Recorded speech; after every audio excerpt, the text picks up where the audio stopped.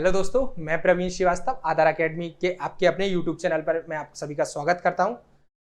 अभी तक हमने पहला वीडियो शूट किया जिसमें हमने आपको नंबर्स के बारे में बताया, मैथ्स पढ़ना कैसे, हम कैसे स्टडी करेंगे, वो चीज़ों पर चर्चाएं की। उम्मीद करते हैं कि वो वीडियो आपको अच्छा लगा होगा। आज हम बात करेंगे उसके आगे की चीज़ों पे। अभी तक अपन ने जो चर्चाएं की एक बार पहले उनको देख लें कि ब्रीफिंग हल्की हल्की सी कि हमने कितनी कितनी चीज़ों पे चर्चा की। पहले हमने सबसे पहले बात करी थी कि हमें मैथ्स कैसे पढ़ना है। दूसरी बात करी थी हमने रियल नंबर्स और इमेजिनरी नंबर। रियल और इमेजिनरी नंबर को मिला के हम कहते हैं कॉम्प्लेक्स नंबर। उसके बाद हमने चर्चा की थी रियल नंबर्स में। रियल नंबर्स में हमने पढ़े थे नेचुरल नंबर्स। नेचुरल नंबर के बाद हमने पढ़े थे होल नंबर्स। होल नंबर्स के बाद हमने पढ़े थे इंटीजर्स नंबर। ये चर्चा हमने पिछले वीडियो में कर चुके हैं आपके साथ। जिन लोगों ने उस वीडियो को नहीं देखा उनसे हमारी रिक्वेस्ट है कि वो प्लीज उस वीडियो को देख लें ताकि आपको आगे की वीडियो ज्यादा अच्छे से समझ में आए। ऐसा नहीं है कि उस वीडियो को नहीं देखेंगे तो ये नहीं समझ में आए, लेकिन अगर ये ज्यादा अच्छे से समझना है तो आपको पुराने वीडियो, मेरी पर्सनल आपको सलाह ये है कि आप उन्हें जरूर देखें। और उसके बाद हमने बात करी थी प्राइम नंबर्स। प्राइम नंबर को हमने अच्छे से एक्सप्लेन किया था। प्राइम नंबर पे ही लास्ट में हमने ड्रॉप किया था क्योंकि वीडियो लंबा हो रहा था, तो मैंने कहा इतनी देर आप लोग नहीं देखेंगे। तो प्राइम नंबर्स पे हमने बात करी थी। प्राइम नंबर्स होते क्या है? वे नंबर्स जिनके दो फैक्टर्स हो। वो कहा था हमने 1 से लेकर 100 तक 25 प्राइम नंबर्स होते हैं। दो नंबर्स की सबसे बड़ी प्राइम नंबर क्या होता है? 97 होती है। इस तरीके से हमने चर्चाएं की थी। हमने ये भी कहा था कि 1 से लेकर 100 तक कुल 25 अभाज्य संख्या होती है। प्राइम नंबर्स का दूसरा नाम हमने कहा था अग्र संख्या और रूट संख्याएं भी होता है। यहां तक की बातें हमारी क्लियर हैं। अगर आपको बातें अच्छी लगी तो आज फिर स्टार्ट करते हैं हम। पहले हमने चर्चाएं किस किस पे कर ली, पहले उन पे बात कर ले। ये हमने पढ़ लिया, ये भी पढ़ लिया। सॉरी प्राइम नंबर से हो गया कंपोजिट नंबर। आज हमें चर्चा करनी है किस पे? Composite number. स्टार्ट करते हैं वीडियो। थोड़ा सा ठीक है, हो गया। Composite number. अगर आपने पुराना वाला वीडियो अच्छे से देखा तो वहां वर्ड था अभाज्य और यहां वर्ड है भाज्य। मतलब थोड़ा सा डिफरेंस होगा सर, ये तो कंफर्म है। इससे पहले हमने प्राइम नंबर पढ़े मतलब अभाज्य संख्या पढ़ी, और आप पढ़ रहे हैं हम कंपोजिट नंबर मतलब भाज्य संख्या। तो इसका मतलब थोड़ा बहुत अंतर होगा और ज्यादा अंतर नहीं होगा, लेकिन फिर भी पहले चीजों को समझ लें। तो मैंने कहा कि उसकी डेफिनेशन हमने पढ़ी थी, क्योंकि अगर आप उन चीजों को भी साथ साथ देखते चलेंगे और समझते चलेंगे तो ज्यादा अच्छी चीज। वे संख्याएं जिनके केवल दो फैक्टर्स हों। कौन कौन से फैक्टर? एक और इट सेल्फ। तो वो संख्याएं कहलाती हैं भाज्य संख्या, सॉरी अभाज्य संख्या। लेकिन मैंने कहा कि वे संख्याएं, वे नंबर्स, वे संख्याएं जिनके जिनके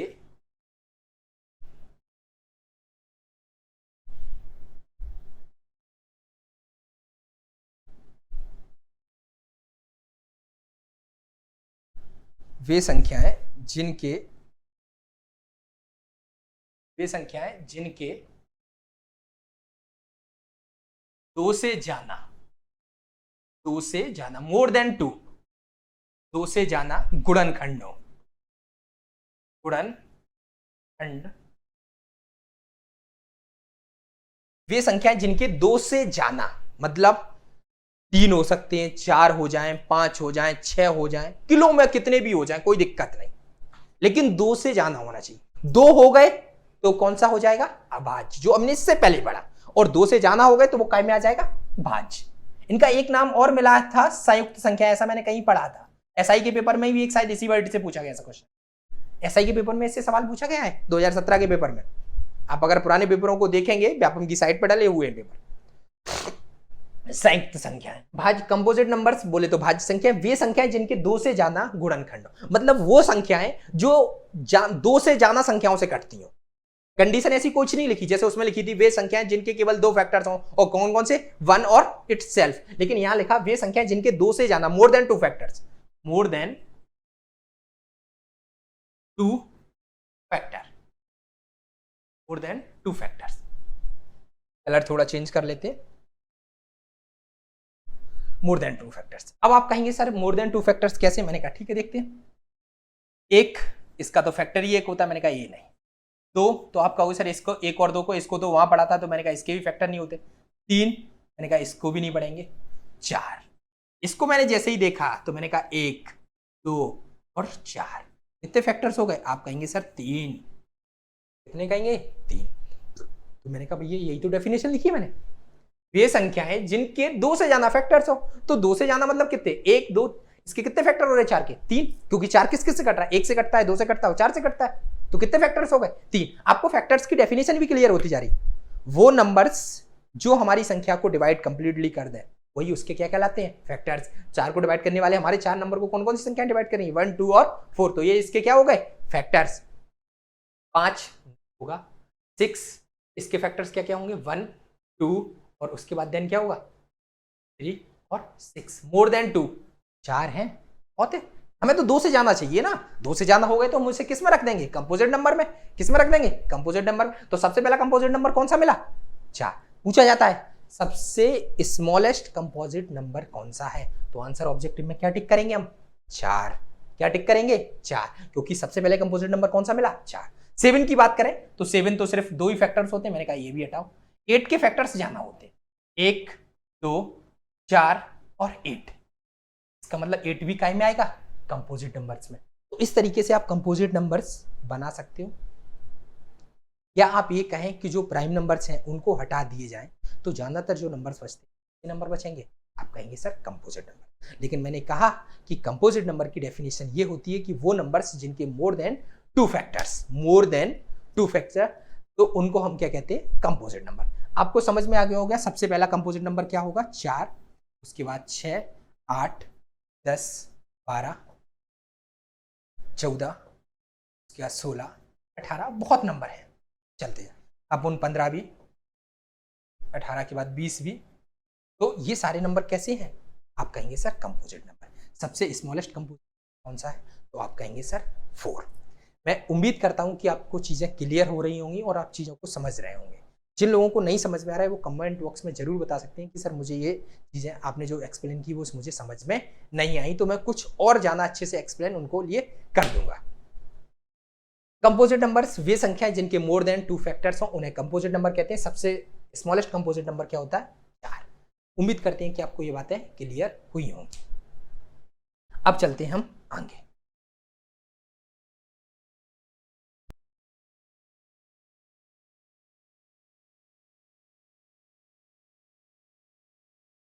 हम बात करेंगे इवन नंबर। कलर ले लेते red, favourite colour. Even number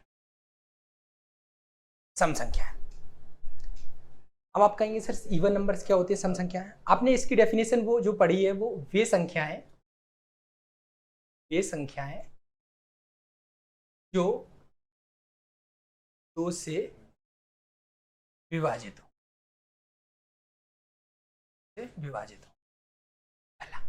वे संख्याएं जो 2 से विभाजित। दूसरी आपने इसकी डेफिनेशन ये भी कह सकते हैं, वे संख्याएं जिनके यूनिट प्लेस इकाई अंक 0 2 4 6 8 हो। और तीसरी डेफिनेशन इसकी ये भी कह सकती है, वे संख्याएं जिन्हें 2n के रूप में लिखा जा सके।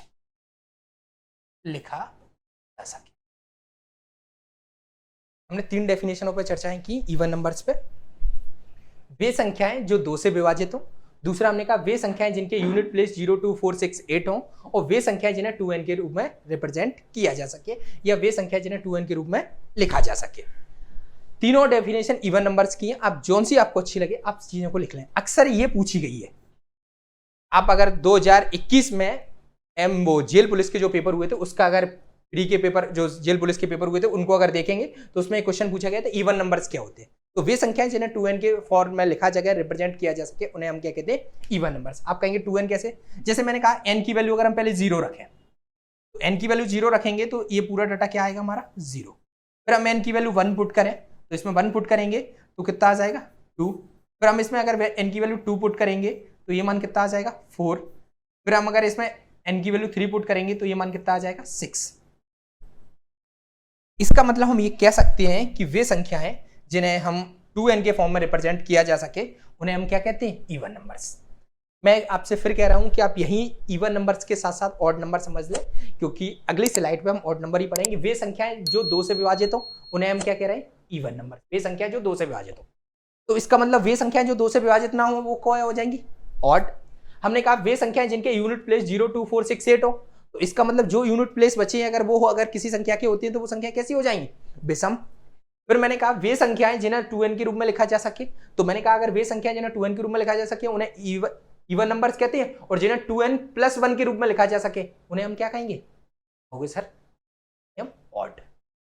यही 3 डेफिनेशन आप ऑड नंबर में भी पढ़ेंगे। मैं आपसे फिर कह रहा हूं कि आप इन्हीं को अच्छे से समझते हुए चलें तो आप वहां भी समझ जाएंगे। अब आपने कहा कि सर ये 3 डेफिनेशन हो गए, ये अक्सर पूछा गया है 2n के फॉर्म में रिप्रेजेंट किया जा सके। हर इवन नंबर को आप कोई भी इवन नंबर जैसे 18 है तो हम इसको ऐसे नहीं लिख सकते 2 × 9। अगर हम बात करें 72 तो हम इसको ऐसे नहीं लिख सकते 2 × 36। हमने अगर बात करें 20 तो हम इसको क्या लिख सकते हैं 2 × 10। इसका मतलब हम इसको 2n के फॉर्म में ही तो लिख रहे हैं। अब आपको एक चीज और देखें कि आप अगर इवन नंबर्स है, किसी भी इवन नंबर का आप इसका अगर मान लो क्यूब करेंगे तो कितना आएगा? 8। अगर आप इसका स्क्वायर करेंगे तो कितना आएगा? 256। आप अगर ये सारे क्या, ये कैसा है? Even number. ये भी कैसा है? Even number. इसका मतलब आप ये कह सकते हैं कि इवन नंबर की अगर पावर n है तो इस तरफ भी क्या आएगा? Even number. बोले तो सम संख्या। ये आप सबको ऑप्शन टिक करने में बहुत मदद करेगा कि किसी भी इवन नंबर्स की अगर पावर n है, कोई भी इवन नंबर्स आपके पास है और उसकी पावर n है, तो उसका जो प्लेस आएगा उस संख्या का वो भी कैसा होगा? आप कहोगे सर इवन। आप कोई भी संख्या लें, आप कोई भी संख्या लें, जैसे मैंने कहा 8 नंबर कैसा है? इवन। इसको अगर 3 टाइम्स करेंगे तो कितना आएगा? 500।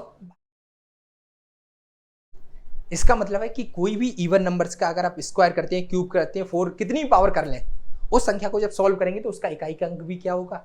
इवन होगा। उम्मीद करते हैं कि आपको इवन नंबर समझ में आएगा। मैंने कहा वे संख्याएं जो 2 से डिवाइड हो जाए, वे संख्याएं जिनके यूनिट प्लेस 0 2 4 6 8 हो जाए, वे संख्याएं जिन्हें 2n के रूप में लिखा जा सके, और वे संख्याएं जिन कोई भी इवन नंबर्स का अगर आप स्क्वायर्स, क्यूब रूट्स कुछ भी का लिखते हैं तो उनका इकाई का अंक क्या होगा? हमेशा कैसा होगा? इवन। एक चीज छोटी सी आप यहीं और समझ लें तो थोड़ा सा और आसानी हो जाएगी आपको समझने के लिए।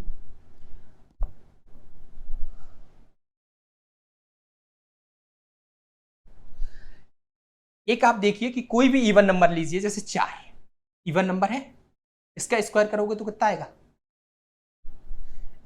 ये दूसरा नंबर लिया हमने 16, स्क्वायर कितना किया? कितना? 256। नेक्स्ट नंबर लिया मैंने कितना? 20, स्क्वायर किया कितना आया?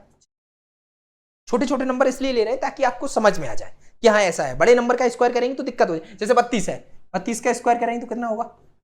1024। अब आप यहां से एक बात समझ पे क्या आ पा रहा है कि कोई भी इवन नंबर लो, 12 आप यहां नोट डाल के एक बात अगर आपको प्रूफ हो पाई हो और आप चीजों को समझ पाए हो, क्योंकि अगर आप समझ दिमाग को बिल्कुल ओपन करके बैठे हैं और आप चीजों को समझ रहे हैं तो आप यहां से वो लॉजिक पकड़ गए होंगे जिसे मैं बोलने वाला हूं। आपने देखा कि किसी भी इवन नंबर्स का जब आप स्क्वायर कर रहे हैं, स्क्वायर करें, क्यूब रूट्स करें, कुछ भी करें, वो संख्याएं हमेशा काय से डिविजिबल हो रही हैं? 4।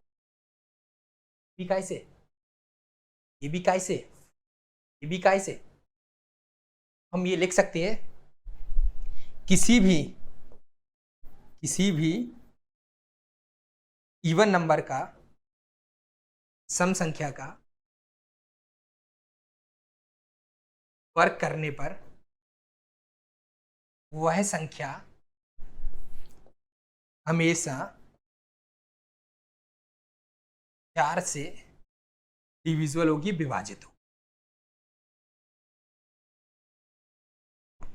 चीजों को समझते चलें, लिखने से ज्यादा आप चीजों को समझने पे फोकस करें। स्क्रीनशॉट ले लें आप तो चीजें समझ में आ जाएंगी। लेकिन मैंने कहा कि आप चीजों को समझें कि इवन नंबर्स, कोई भी इवन नंबर्स ले, आप अपने मन से भी इवन नंबर्स ले सकते हैं, 2-4 नंबर इवन नंबर्स लें, उनका जब स्क्वायर करोगे तो जो भी स्क्वायर आएगा वो स्क्वायर हमेशा काय से डिविजिबल होगा? आप कहेंगे सर 4 से। उम्मीद करते हैं आपको यहां तक की बातें क्लियर होंगी। अब हम चलते हैं आगे। इवन नंबर्स की परिभाषाएं हमने देख ली, 3 परिभाषाएं देखी। अब बात करते हैं हम ऑड नंबर्स की।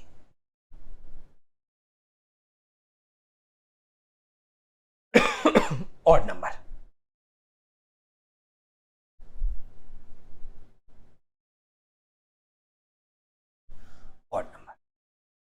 विषम संख्या। मैंने कहा इवन नंबर्स आपने वहीं देख लिए थे, तो ऑड नंबर्स की परिभाषाएं भी हुई है। वे संख्याएं इनमें 2 का भाग ना जाए, 2 का भाग नहीं जाता ही, और इकाई का अंक क्या हो 1 3 5 7 9, और इन्हें 2n+1 के रूप में लिखा जाए, के रूप में लिखा जा सके।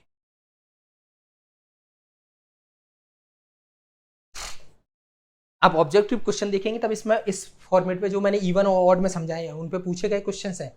वे संख्याएं जिन्हें 2 का भाग नहीं जाए, वे संख्याएं जिनका इकाई का अंक यूनिट प्लेस 1 3 5 7 9 हो, और जिन्हें 2n+1 के रूप में लिखा जा सके, उन्हें हम क्या कहते हैं? Odd number.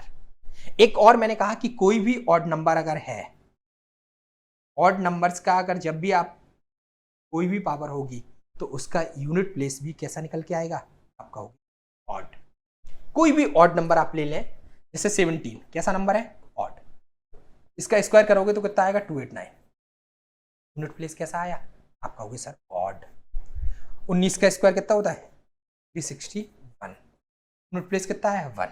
तो इसका मतलब ये भी कैसे होगा? ऑड। किसी भी ऑड नंबर्स की पावर अगर n है और उसका जो भी सॉल्यूशन आएगा उसका यूनिट प्लेस क्या होगा? आप कहोगे सर यूनिट प्लेस क्या होगा? आप कहोगे सर ऑड ही होगा। क्या होगा? ऑड। उम्मीद करते हैं कि आपको इवन और ऑड समझ में आ गया। अब थोड़े से कॉम्बिनेशन वाली बातें देख लें जो अक्सर पेपर में छोटी छोटी चीजें पूछी जाती हैं इवन और ऑड के कॉन्सेप्ट में। अगर चीजों को समझ रहे हैं और चीजों को लिख रहे हैं आप लोग तो बहुत सी चीजें आपको क्लियर हुई होंगी। अगर मैं जैसे बात करूं कि 2 + 4 कितना आया? आप कहेंगे सर 6। मैंने कहा ठीक। 3 + 5 कितना आया? आप कहेंगे 8। 7 + 9 कितना आया? आप कहेंगे 3। मैंने कहा 3 + 4 कितना आया? 7। मैं आपसे कहूं 3 × 4 कितना आया? 12। मैं आपसे कहूं कि 9 - 5 कितना आया? 4। मैं आपसे कहूं कि 8 - 4 कितना आया? 4। अब चीज़ों को यहाँ से सिर्फ मैंने कहा छोटे छोटे लॉजिकों से समझ लें। अगर आप ये पेपर में भूल भी जाते तो आप खुद ही बना लें। आपने कहा सर 2 + 4 लिया, मतलब इवन + इवन, दोनों नंबर कैसे लिया आपने? इवन। तो आपको रिजल्ट जो मिला वो कैसा मिला? आप कहोगे सर इवन। आपसे कहूं 3 + 5 कैसे हैं? ऑड। ये भी ऑड और ये भी ऑड, तो आपको रिजल्ट कैसा मिला? आप कहोगे सर इवन मिला। ये कॉन्सेप्ट डायरेक्ट ऑब्जेक्टिव में पूछे गए कि इवन + इवन क्या होता है, तो इवन और प्लस इवन को जोड़ेंगे तो इवन मिलेगा, लेकिन ऑड + ऑड को भी जोड़ेंगे तो भी आपका रिजल्ट क्या आ रहा है? आप कहोगे सर इवन आ रहा है। अब मैंने कहा 7 + 9 कितना हो रहा है? 16, मतलब ऑड + ऑड किया तो आपका रिजल्ट काय में आया? इवन में। 3 + 4 कैसे नंबर है? आप कहोगे सर ऑड। लेकिन ये कैसा नंबर है? ये दोनों इवन थे, सॉरी ऑड थे, ये दोनों कैसे थे? ऑड। लेकिन ये कैसा है? ऑड। ये कैसा है? इवन। ऑड और इवन को जोड़ा, और ऑड और इवन को जोड़ा तो आपका आंसर काय में आया? ऑड।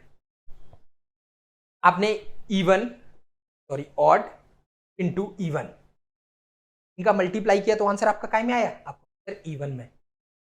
आपने कहा कि सर ऑड - ऑड किया, आंसर काय में आया सर? इवन - इवन किया तो आपका आंसर काय में आया? कहोगे सर इवन। इसका मतलब प्रॉब्लम ये आ रही है कि इवन का कुछ भी करो आपस में, आंसर इवन में ही रहेगा। लेकिन जब आपने देखा कि आप ये दोनों कैसे हैं? ऑड, आंसर काय में आया? इवन। ये दोनों कैसे हैं? ऑड, आंसर काय में आया? इवन में। ये एक इवन और एक ऑड है, तब आंसर हमारा काय में आएगा? ऑड में। लेकिन दोनों अगर इवन इवन है तो भी इवन में आंसर, दोनों ऑड ऑड है तो भी आंसर हमारा काय में? इवन में। और एक आध दो देख ले। 9 - 2 ये कैसा है? आप कहोगे सर ऑड। ये कैसा है, रिजल्ट हमारा काय में आया, ऑड में। इसका मतलब हमारा ऑड में आंसर तभी आता है जब एक इवन हो और एक ऑड हो। जैसे एक आध और देख लें, ऑड और इवन, आंसर काय में आया हमारा इवन मल्टीप्लाई करने में। और एक आध देख लें, 7 + 9 दोनों कैसे हैं, ऑड। ये भी कैसा है, ऑड। ये भी कैसा है, ऑड। ऑड का जब मल्टीप्लाई किया तो काय में आंसर आया, ऑड में। आप स्क्रीनशॉट ले सकते हैं इसका, क्योंकि आपने इवन और ऑड के कॉम्बिनेशन क्या होते हैं वो चीजें समझ दी हैं हमने। मैंने कहा कि जब भी पेपर में कोई क्वेश्चन पूछे और आप भूल जाते हैं बाय द वे कि इवन प्लस इवन क्या होता है, इवन डिवाइडेड बाय इवन क्या होता है, इवन और इनटू इवन क्या होता है, इवन इनटू ऑड क्या होता है, इवन प्लस ऑड क्या होता है, तो इस सारी चीजें आप वहां एक छोटे छोटे नंबर लेके आप देख सकते हैं कि आंसर हमारा काय में आ रहा है। आप देखें कि दोनों इवन नंबर लिए तो रिजल्ट भी इवन में आया, दोनों ऑड लिए तो भी रिजल्ट इवन में आया। ये समझने वाली बात है कि दोनों हमारे पास ऑड है और आंसर हमारा काय में आ रहा है, इवन में। हमें जल्दी में जब ये ऑब्जेक्ट में क्वेश्चन मिलता है तो हम आंसर क्या टिक कर देते हैं कि ऑड ऑड को जोड़ेंगे तो ऑड ही मिलेगा, लेकिन ऐसा नहीं होता। तो उम्मीद करते हैं कि आपको यहां तक की बातें क्लियर होंगी। अब हम चलते हैं आगे। ऑड नंबर हो गए हमारे, इवन और ऑड का कॉम्बिनेशन भी हो गया, चीजों को साइड पे रेशनल नंबर। अब बात करते हैं हम परमे संख्या। पेन ले लें थोड़ा सा नहीं लेना, ऑड परमे संख्या। वे संख्याएं आपने बचपन से पढ़ी है कि सर परमे संख्याओं की भाषा है, वे संख्याएं जिन्हें पी वाई क्यू के रूप में लिखा जा सके, पी वाई क्यू के रूप में लिखा जा सके। किसके रूप में लिखा जा सके, पूरे पी वाई क्यू। वे संख्याएं जिन्हें पी वाई क्यू के रूप में लिखा जाए उन्हें हम परमे संख्याएं कहते हैं। और आगे लिख सकते हैं Q does not equal to 0, Q कभी 0 नहीं होना चाहिए। ये वो परिभाषा है जो आपने सुनी है। वे संख्याएं जिन्हें हम कैसे के फॉर्मेट में लिखा है, परमे संख्या, उन्हें हम परमे संख्याएं कहते हैं। अब मैंने कहा ठीक है सर, जैसे मैंने कहा कि हमने लिया 5, ये क्या है, आप कहोगे सर इसके बट्टे में 1 लिख दो कोई प्रॉब्लम नहीं, तो ये भी कैसा हो गया, आप कहोगे परमे संख्या। मैंने लिखा 2.5, आप कहोगे सर 2.5 का पॉइंट हटाओगे तो नीचे 10 आ जाएगा, काटेंगे तो 5/2, ये भी कैसा हो गया, परमे संख्या। मैंने कहा कि 0.33333 है, मैंने कहा इसको कंट्रोल करने के लिए बार चढ़ा दो 0.3, और जब बार हम किसी चीज का हटाते हैं तो बट्टे में क्या आ जाएगा, कहोगे सर 9, तो कितना आ जाएगा 1। इसका मतलब ये संख्याएं जिन्हें हम पी वाई क्यू के रूप में लिखे जा सके उन्हें हम क्या कहते हैं, परमे संख्याएं कहते हैं। इसका मतलब हम जितनी भी नेचुरल संख्या है उन्हें हम परमे संख्याओं के रूप में लिख सकते हैं। आप कहोगे सर सबके बट्टे में 1 लिख दो, हो जाएगा। आप दशमलव वाली संख्याएं देखोगे तो आप उनको भी परमे संख्याओं के रूप में लिख सकते हो, लेकिन दशमलव में थोड़ी सी प्रॉब्लम होती है। आप कहोगे सर क्या प्रॉब्लम्स, एक होता है दशमलव क्या है, होता है कि पहले हम ये देख लें। जैसे मैंने कहा कि 2/5, आप इसको सॉल्व करोगे, या मान लो हमने लिखा 22/5 को सॉल्व करोगे तो इसका मान 5 को 20, 2 बचेगा, कितनी बार जाएगा 5। दशमलव कंप्लीट खत्म हो गया। इसको हम कहते हैं शांत दशमलव। क्या कहते हैं हम इसको, शांत दशमलव, क्योंकि शांत हो गया। किसी भी संख्या में आपने भाग दिया, 1 अंक बाद, 2 अंक बाद, 3 अंक बाद, भाग खत्म, मतलब शांत। एक शांत का मतलब वो भी होता है जब कोई शांत हो जाता है तो कह दे वो शांत हो गए, ठीक। शांत मतलब जो बंद हो जाए। अब मैंने कहा सर एक शब्द ऐसे भी होता है 10/3, इसमें अगर हम भाग देंगे तो 3 को 9, 1 बचेगा, फिर 0 उतारेंगे तो फिर 3, फिर 3, फिर 3, फिर 3, फिर 3, ऐसे ही कंटिन्यू चलता रहेगा भैया किलो में। अब मैंने कहा सर ये तो शांत ही नहीं हो रहा। मैंने कहा शांत नहीं हो रहा तो इसको क्या लिख दें, अशांत दशमलव। क्या लिख दें, अब आप कहेंगे सर इसको अशांत, कैसा दशमलव कहेंगे आप, अशांत। यहां से आपको डेसिमल के कॉन्सेप्ट भी क्लियर हो रहे होंगे। मैंने कहा सीधा सीधा आपने किसी संख्या में भाग दिया और भाग कंप्लीटली पूरा खत्म हो जाता है तो हम उसे कहते हैं शांत दशमलव। और जब हमने किसी संख्या में भाग दिया और भाग देने के बाद वो संख्या में दशमलव संख्याएं चलती जा रही हैं, जैसे अगर हम 10/3 में दें तो 3 3 3 3 3 कितनी बार जा रहा है, लिमिट नहीं है।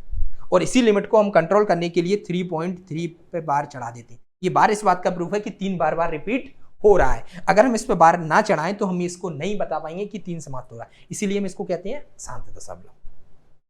अब लेकिन आपने कहा कि सर आपके दिमाग में यहाँ से एक क्वेश्चन आना चाहिए, सर ये तो ठीक है कि 3 ही रिपीट हो रहा है, मान लो सर 2-3 टर्म यूज रिपीट हो रहे होते, मान लो 3.252525, तो जो शब्द रिपीट हो रहे होते उन पे हम क्या चढ़ा देते,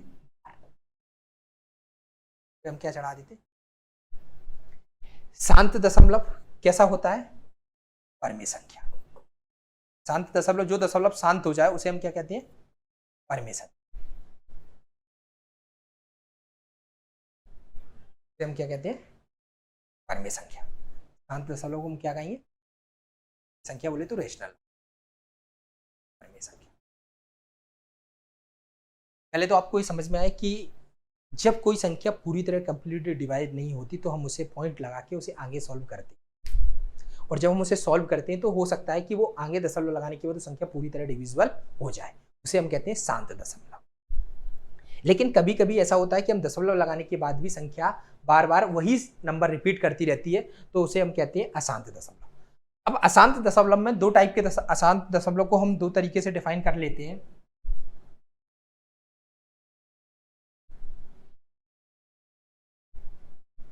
कौन सा दशमलव, अशांत दशमलव। शांत मतलब जो शांत ना हो, तो ये दो तरीके का होता है, एक होता है रिपीटिंग,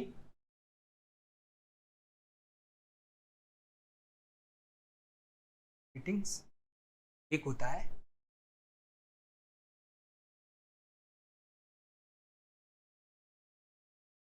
क्या होता है, नॉन रिपीटिंग्स।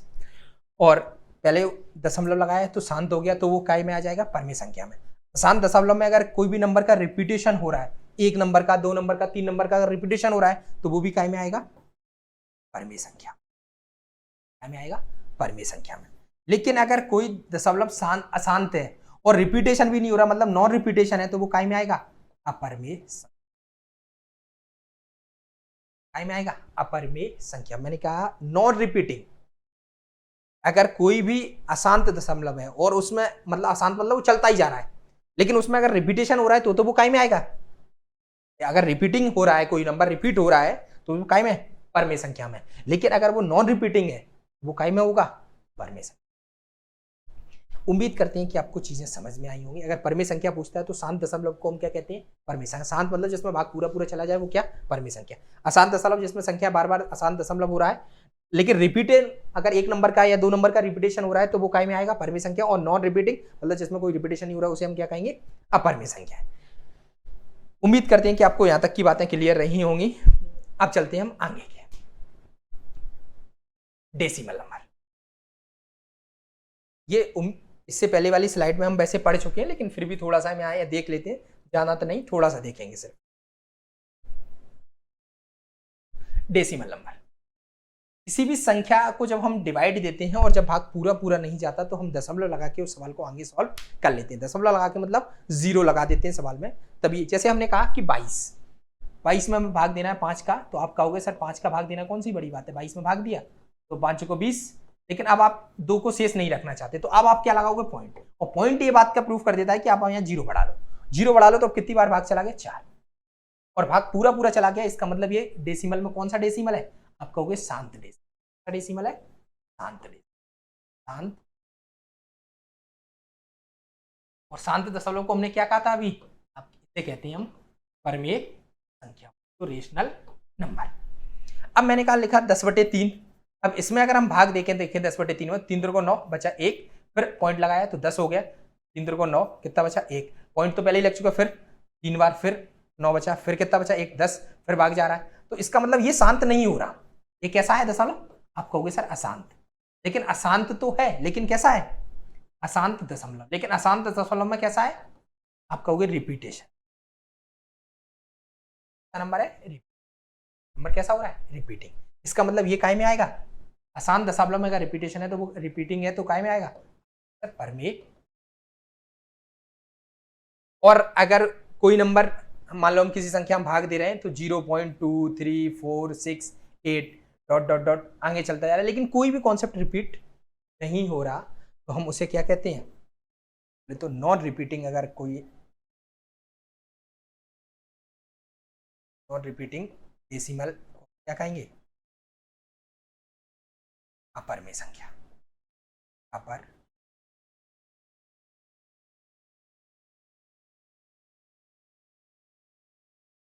डिजिटल बोर्ड पे ऐसा लग रहा है कि नंबरों को भी भूल गए कि कैसे लिखा जाता है।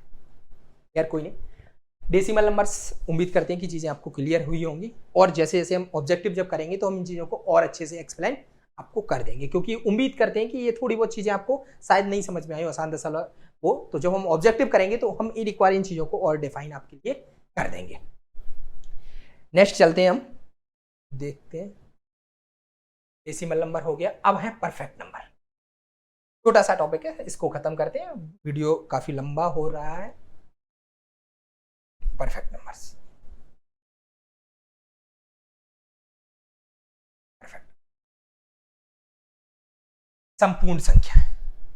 इंग्लिश वर्ड ध्यान रखना, हिंदी वर्ड में थोड़ा सा दिक्कत हो जाती है। परफेक्ट नंबर, अब आप कहोगे सर मैं कहें कि वे संख्याएं जिनके सभी फैक्टरों का योग, सभी फैक्टर मतलब गुणनखंड, वे संख्याएं जिनके सभी फैक्टर्स का योग संख्या के बराबर हो, संख्या के बराबर हो स्वयं को छोड़कर, स्वयं को छोड़कर। वर्डों पे ध्यान देना कि हमने लिखा क्या है, स्वयं को छोड़कर। मैंने कहा वे संख्याएं जिनके सभी फैक्टर मतलब गुणनखंड का योग संख्या के बराबर हो जाए स्वयं को छोड़कर, मतलब स्वयं वाला फैक्टर हमें नहीं लेना। आप कहोगे सर ऐसा कैसे, तो मैंने कहा देखते हैं। जैसे मैं अगर बात करूं वही चीजें अभी फैक्टर में पीछे पढ़ लिया है थोड़ा सा। एक का फैक्टर क्या होते हैं, एक। अब एक का योग तो एक को होता है, हमने कहा स्वयं को छोड़ना है, तो एक का फैक्टर एक ही है, तो इसका मतलब इसको छोड़ना है। दो को अगर हम देखें तो दो के फैक्टर क्या होते हैं, एक और दो, और दो को छोड़ दें तो एक बच रहा है, बराबर हो ही नहीं रहा। तीन को देखें तो तीन के फैक्टर क्या होते हैं, आप कहोगे सर एक और तीन, और स्वयं वाला छोड़ना है तो एक बराबर नहीं हो रहा। चार के फैक्टर देखें तो आप कहोगे सर एक, दो और चार, स्वयं वाला छोड़ना है तो एक और दो का योग कितना हो रहा है, तीन, ये भी बात नहीं। पांच के फैक्टर देखें तो एक और पांच, स्वयं को छोड़ना है तो एक पांच के बराबर नहीं, मैंने कहा ये भी कोई काम का नहीं। इसके बाद देखें सिक्स, आप कहोगे सर सिक्स के फैक्टर क्या होते हैं, वन, टू, थ्री और सिक्स, स्वयं को छोड़ दो। अब जो स्वयं को छोड़े तो जो बचे फैक्टर्स हैं उनका सम कितना हो रहा है, एक, दो और तीन, कितना हो जाए, आप कहोगे सर छह। मतलब हमारी जो संख्या है वही की वही, ने यही कहा है वे संख्याएं जिनके सभी फैक्टर का योग संख्या के बराबर हो स्वयं को छोड़कर। तो छह के फैक्टर एक छह को छोड़ दिया, और जो फैक्टर उसके बचे वन, टू, थ्री, उन सभी का योग काय के बराबर हो रहा है, संख्याओं के, और संख्याओं के बराबर हो इसलिए इसका मतलब छह कैसी संख्या है, आप कहोगे सर परफेक्ट नंबर है। कैसा नंबर है, आप कहोगे सर परफेक्ट नंबर। एक, दो, तीन अंकों का योग कितना हो रहा है, छह, और अब ये कैसा नंबर हो गया, परफेक्ट नंबर। एक आध नंबर और देखते हैं, जैसे 24, आप कहोगे 24 के फैक्टर करें तो एक, दो, तीन, चार, छः, उसके बाद 12, के बाद 8, के बाद क्या, 24। 24 को छोड़ना है, इन सभी का योग करते हैं तो 12 और 8 20, 20 और 6 26, 26 और 4 30, 30 और 3 33, 33 और 2 35 और 1 36, तो मतलब ये तो परफेक्ट नंबर नहीं है। 28 को देखते हैं, 1, 2, 4, 7, 14 और 28। 28 को तो छोड़ना है, तो अगर जोड़ना 14 7 21, 21 4 25, 25 और 26, 25 और 27 और 1 28, का मतलब ये भी कैसा नंबर है, आप कहोगे सर। इसका मतलब परफेक्ट नंबर कौन कौन से हैं, आप कहोगे सर पहला परफेक्ट नंबर है 1, उसके बाद परफेक्ट नंबर कौन सा आ रहा है, आप कहोगे सर 28। उम्मीद करते हैं कि आपको यहाँ तक की बातें क्लियर हुई होंगी। मैंने कहा वे संख्याएं जिनके सभी फैक्टर या गुणनखंड का योग स्वयं को छोड़कर जितने भी उसके फैक्टर्स हैं उन सभी का योग कर दें और संख्या प्राप्त हो जाए तो उन सभी संख्याओं को हम क्या कहते हैं, परफेक्ट, मतलब वो पूर्ण संख्या कहलाती है। ठीक है, यहाँ तक की बातें हम चीज़ों को हमने, उम्मीद है कि आपको समझाया कि हमने वीडियो को 2 पार्टों में बनाया।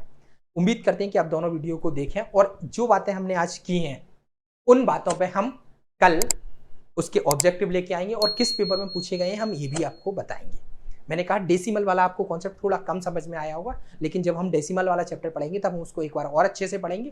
प्राइम नंबर्स को हम जब एक बार और पढ़ेंगे, जब हम एलसीएम एचसीएफ पढ़ेंगे, वहाँ भी हम एक बार डिस्कशन करेंगे, क्योंकि जितनी बार हम चीज़ें सुनेंगे और जितनी बार हम उनको उन्हीं बातों को रिपीट करेंगे तो आपको ये टॉपिक्स पे आपकी कमांड बनेगी।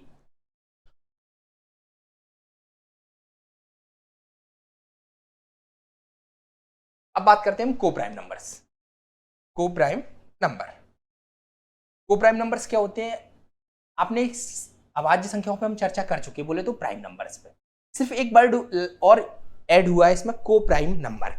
तो बस इसको थोड़ा सा समझ लें तो हमारा ये वाला पॉइंट भी कंप्लीट हो जाएगा। कोप्राइम नंबर, आपने इससे हमने कहा था कि प्राइम नंबर्स वे संख्या होती है जिनके मोर देन 2 फैक्टर्स, जिनके 2 से ज्यादा गुणनखंड होने हम क्या कहते हैं?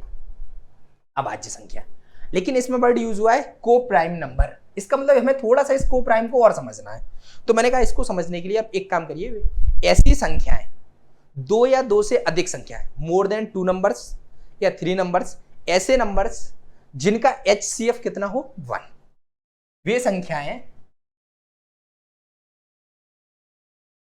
ऐसे ना लिखें, इसकी डेफिनेशन को ऐसे लिखें, 2 या 2 से अधिक ऐसी संख्याएं जिनका HCF 1 हो।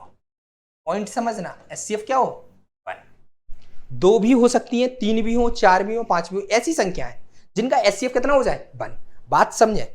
मैंने कहा प्राइम नंबर्स आप पहले पढ़ चुके। प्राइम नंबर में भी हमने क्या कहा था कि प्राइम नंबर्स वो संख्या है जो में 1 का भाग जाए और वो अपने आप से कटे। लेकिन यहां हमें पढ़ना है को प्राइम नंबर्स, तो हमने लिखा 2 या 2 से अधिक number, more than 2 numbers, 2 numbers या मोर देन 2 नंबर्स, उनका HCF कितना हो 1।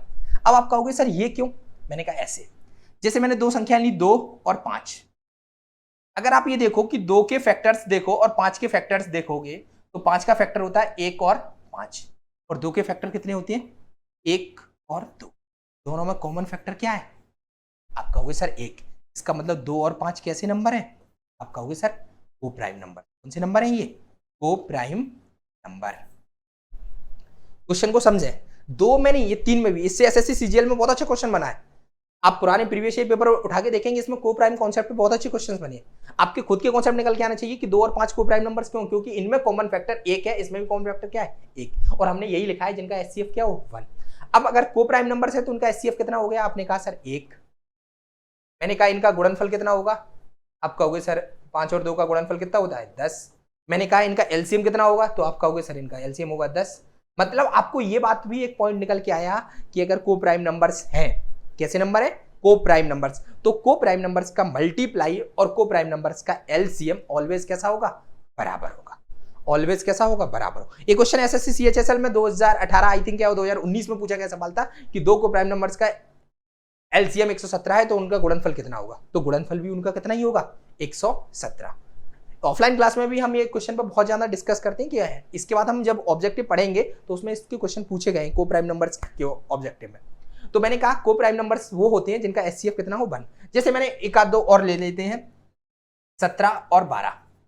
आप ये देखोगे कि 17 और 12 को काटने वाला नंबर सिर्फ क्या है? इन दोनों में किसका भाग जा रहा है? आप कहोगे 1, तो इनका HCF कितना होगा 1। मैं कहूं इनका गुणनफल कितना होगा? तो आप कहोगे सर 17 और 12 का गुणा कर लो, 12 7 84, 4 और 12 8 20, 204। मैंने कहा अगर इनका LCM की बात करें तो मैंने कहा जितना इनका गुणनफल होगा उतना ही उनका क्या होगा LCM। बातों को समझ पा रहे हैं? मैंने क्या कहा? सहअभाज्य संख्या वे संख्या 2 या 2 से अधिक ऐसी संख्या जिनका HCF 1 हो, और सहअभाज्य संख्याओं का गुणनफल और LCM हमेशा कैसा होता है? बराबर होता है। ये बात आप नोट करें। 2 सहअभाज्य संख्याएं अगर हैं, सहअभाज्य संख्या जैसे मैंने और लिख लेते हैं छोटे, 3 5 8, ये तीनों सहअभाज्य संख्या है। आप कहोगे कैसे? क्योंकि मैंने कहा कि इन तीनों को सिर्फ एक नंबर काट रहा है, एक का भाग इसमें भी जा रहा है, एक का भाग इसमें भी जा रहा है, इसलिए तीनों कैसी हैं? 3 5 8 कैसी हैं? सहअभाज्य संख्या। आप सहअभाज्य संख्याओं का जरूरत आपको रूल्स ऑफ डिविजिबिलिटी में पड़ेगी। अब आप कहेंगे सर रूल्स ऑफ डिविजिबिलिटी में कैसे पड़ेगी? मैंने कहा जैसे आपको 18 की डिविजिबिलिटी चेक करनी है तो आप 18 को ऐसे नंबरों में ब्रेक करोगे जो को प्राइम नंबर्स हो, क्योंकि 18 को ब्रेक आप 9 और 2 में भी कर सकते हो, 9 दूनी 18, आप 36 18 भी कर सकते हो, आप 18 इंटू 1 भी कर, लेकिन मैंने कहा हमारे लिए काम का क्या होगा 9 और 2, क्योंकि 9 और 2 कैसे नंबर है, आप कहोगे को प्राइम नंबर्स, कैसे नंबर है, को प्राइम। तो जो नंबर 9 और 2 से डिवाइड होगा वो ऑलवेज कैसे डिविजिबल होगा, को कैसे डिविजिबल होगा, 18 से। मैंने फिर कहा कि सहअभाज्य संख्याओं को आप अच्छे से समझें, ऐसी संख्याएं जिनका HCF 1 हो, 2 संख्याएं हो, 3 हो या 4 हो जिनका HCF 1 हो, वो संख्याएं कैसी कहलाती हैं, को प्राइम नंबर्स। एक पॉइंट और, सहअभाज्य संख्याओं, 2 सहअभाज्य संख्याओं का गुणनफल और 2 सहअभाज्य संख्याओं का LCM ऑलवेज कैसा होता है, 1 होता है। ऑलवेज कितना होता है, 1 होता है। ये पॉइंट आप ध्यान रखना कि 2 आप सहअभाज्य संख्याएं ले रहे हो तो उनका गुणनफल और उनका LCM कैसा होगा, बराबर होगा। ठीक है, अब ये अपनी आज की चर्चा हो गई। इसके बाद नेक्स्ट स्लाइड पे हम और थोड़ा सा आपको बता देते हैं। पहले तो इसको क्लोज करें, उसके बाद देन नेक्स्ट स्लाइड पे चलते हैं। अभी हमने चर्चा किस किस पे की, एक बार थोड़ा सा हम इस बात पे आपको बता दें कि हमने चर्चाएं आज किस किस पे की हैं। पहले हमने पढ़े थे रियल नंबर और क्या पढ़ा था, इमेजिनरी। उसके बाद हमने रियल नंबर का क्लासिफिकेशन पढ़ा था, तो उसमें पढ़े थे हमने नेचुरल नंबर। उसके बाद नेचुरल नंबर के बाद हमने क्या पढ़ा था, होल नंबर। उसके बाद हमने पढ़ा था इंटीजर्स नंबर। इंटीजर में भी हमने 2 क्लासिफिकेशन पढ़े थे, एक ये पॉजिटिव इंटीजर्स और एक नेगेटिव इंटीजर। उसके बाद हमने नंबर पढ़े थे क्या, prime numbers, even number, odd number. उसके बाद हमने पढ़े थे को प्राइम नंबर्स भी अभी पढ़ लिया हमने, और क्या पढ़ लिया, रेशनल नंबर पढ़ लिए। ये सारी चीजें हम पढ़ चुके। मैंने कहा थ्योरी का टॉपिक से दो वीडियो में हमने इसको बनाया है। एक वीडियो पहले बना चुके हैं और एक वीडियो हमारा आज का है। दोनों वीडियो को देखिए, आप अच्छे से देखिए। जिन्हें ये आते हैं वो भी एक बार देख लें स्पीड तेज करके, जहां जहां उन्हें ऐसा लगे कि चीजें नोट करने की वहां स्क्रीनशॉट ले लें चीजों के। लेकिन इस टॉपिक को अच्छे से पढ़ें। अभी ग्रुप डी का एग्जाम आने वाला है, CBT 2 एग्जाम आने वाला है, पटवारी आने वाला है, SI का एग्जाम आने वाला है। इन सब के लिए ये वीडियो बहुत यूजफुल है। आपको जितना अच्छा बेसिक सीखना है तो पहले इन थ्योरियों को जितनी बार आप पढ़ोगे, जितनी बार समझोगे, हमने चीजें लिखाई कम है, हमने आपको चीजें एक्सप्लेन ज्यादा करी। आप बार बार वीडियो को देखिए, और जहां चीजें नहीं समझ में आए तो आप मुझे कमेंट बॉक्स में बता सकते हैं। इतनी चीजों पर चर्चाएं की। अब हमने ये देखेंगे कि कितने लोगों ने इस वीडियो को मन से देखा, इन थ्योरियों को मन से समझा, क्योंकि नेक्स्ट वीडियो में हम इन्हीं सारे क्वेश्चनों पे ऑब्जेक्टिव क्वेश्चन लेके आएंगे जो प्रीवियस ईयर पेपर में आए हुए सवाल है। ओके, मिलते हैं हम आपसे नेक्स्ट